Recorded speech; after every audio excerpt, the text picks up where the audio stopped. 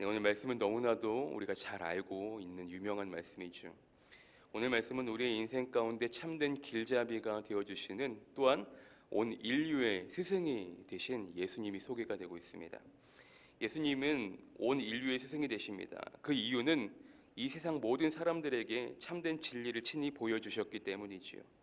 그러므로 오늘 이 말씀을 통해서 온 인류의 스승이 되시는 분은 우리에게 어떤 분이신지 잠시 생각해 보기를 원합니다. 첫 번째로, 우리의 스승이 되시는 예수님은 우리의 길을 가르치시는 분이시라고 오늘 본문을 통해 이야기하죠. 예수님은 모든 인생의 근본된 길을 가르쳐 주셨습니다. 구체적으로 어떤 길을 가르쳐 주셨냐면 우리가 하나님 아버지께로 나아가는 길을 가르쳐 주셨다는 것이죠. 요한복음 1장 14절에 보시면 이렇게 기록되죠. 말씀이 육신이 되어 우리 가운데 거하심에 우리가 그의 영광을 보니 아버지의 독생자의 영광이요 은혜와 진리가 충만하더라 라고 기록되고 있거든요. 그러니까 예수님은 예수님 자체가 말씀이신 분이잖아요. 그 말씀 대신 예수님께서 직접 육신이 되어 이 땅 가운데 우리를 위해 오셨다라는 것이죠. 우리가 그 주님의 영광을 본 것이고, 그 영광은 다름 아닌 하나님 아버지께서 주신 그 외아들의 영광이었습니다. 그러기에 은혜와 진리가 충만하신 분이 바로 예수 그리스도이신데, 그 예수님께서 직접 이 땅 가운데 나를 위해 오셨다라는 거예요. 우리가 알아야 할 가장 중요한 길은 하나님께로 갈 수 있는 길을 배우는 것입니다. 그 길은요, 그리스도 외에는 그 다른 어떤 곳에서도 절대로 배울 수 없는 길이기 때문입니다. 예수님의 제자인 도마는 주님께서 가는 길을 바로 깨닫지 못했죠. 그러나 부활하신 그리스도를 만난 이후에는 그 길을 확실히 알고 온전히 주님을 위해 따르는 인생이 되었습니다. 우리가 많이 부르는 찬양 중에서도, 아는 찬양 중에서도 보혈을 지나 하나님 품으로라는 찬양이 있거든요. 보혈을 지나 하나님 품으로, 보혈을 지나 아버지 품으로, 보혈을 지나 하나님 품으로 한 걸음씩 나아가네, 찬양이 있거든요. 우리가 예수 그리스도의 보혈을 통해서만이 하나님께로 갈 수 있기 때문에 예수님은 우리가 하나님께로 가는 길을 친히 보여주셨다는 사실입니다. 또한 예수님께서는요, 자신이 친히 길이 되어주신 분이십니다.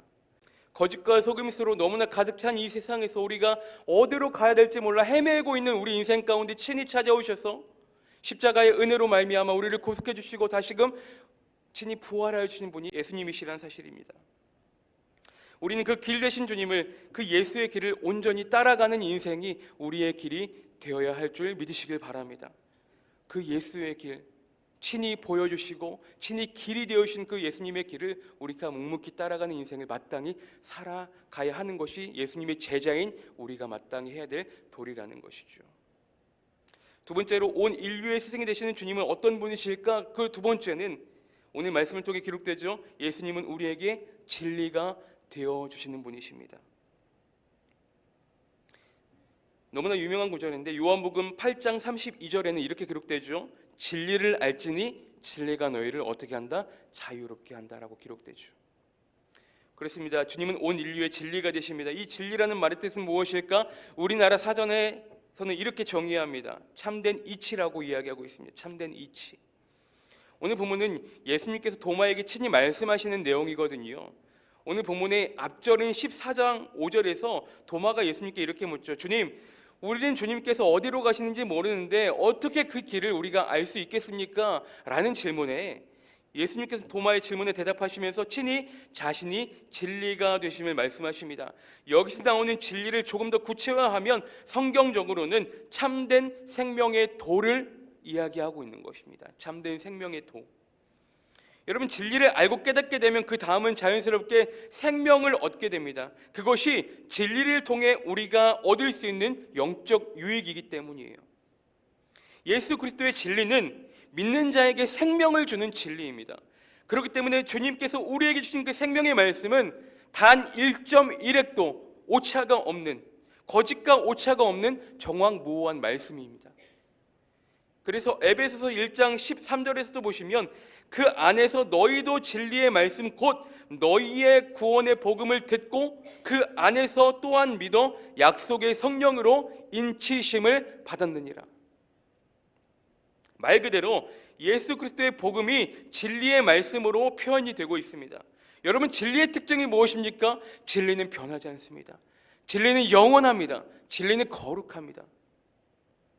예수께서 우리 가운데 보내신 그 성령 또한 진리의 영을 통해서 성령을 보내주셨습니다. 그렇기 때문에 예수님을 아는 사람은 참된 진리를 아는 것이며 진리에 속한 자는 예수 그리스도의 그 음성 가운데 귀 기울일 줄 아는 사람입니다. 그 진리를 알게 되면 우리는 주님 안에서 영원한 자유를 얻을 수 있습니다.